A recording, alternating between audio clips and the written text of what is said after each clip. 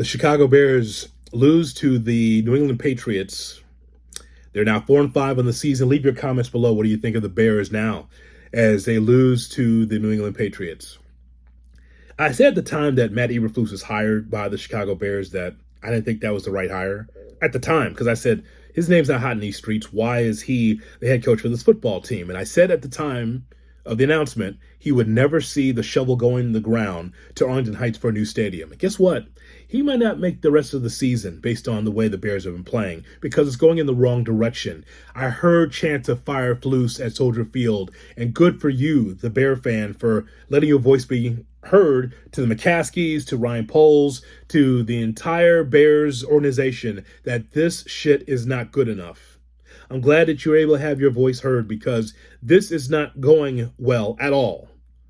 Because you think about that Commanders game in which the offense wasn't great until late, and then that stupid play at the end on that Hail Mary, again, out of sorts.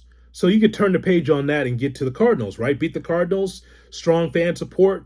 Bears will find a way to get to Kyler Murray. Nope, lost against the Cardinals. And now you come back home. You take on a Patriots team that's trying to get the number one pick.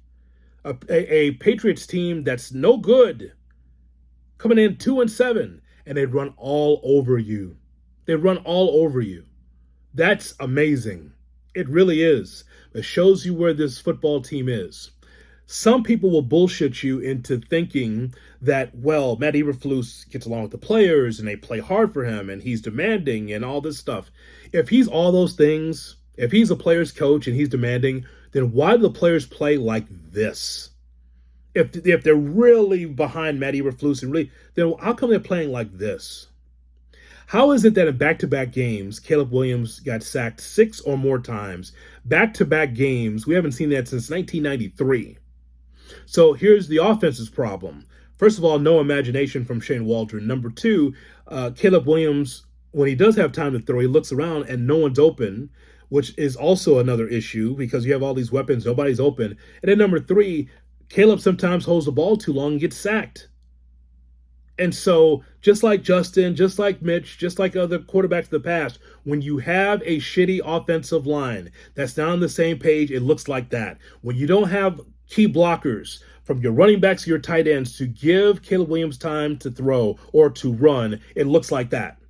And that's why the offense looks so putrid right now, because they're just not on the same page. Defensively, the Bears hung in there as good as they could. It was not great. But the point is, though, is that in all the NFL games we see, if you give up 19 points, you give up 20 points, your offense should be able to do more. It shouldn't look so lousy. It shouldn't look so JV. That's what this offense looks like. Junior varsity and not varsity.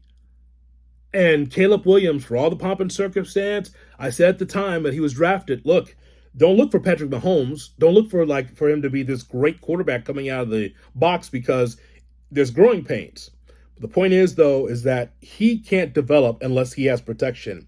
He can't develop unless he's able to audible into saying, here's Cole Kmet, here's DJ Moore, here's Roma Dunze. And then some of the receivers also are having a hard time catching the football. How is it that Roshan Johnson, on a play to him, no one's designed for him, turns around and it goes right through his hands?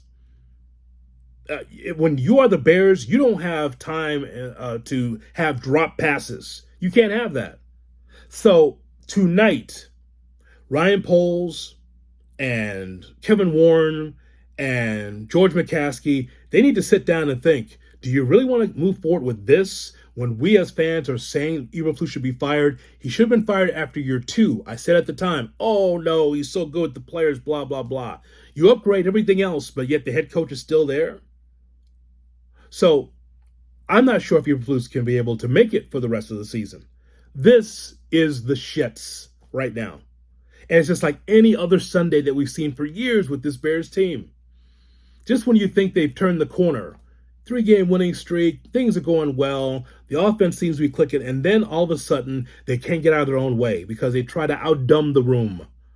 This is Chicago Bears football right now, outdumbing the room. To lose against that Patriots team, that team trying to get the number one pick, that team that's horrible defensively, and they got after Caleb time and time again, you know what? You get what you deserve when you're the Chicago Bears. When you're this bad, you get what you deserve. How's it turn around? Maybe next week. Oh, no, that's right. It's Packer week.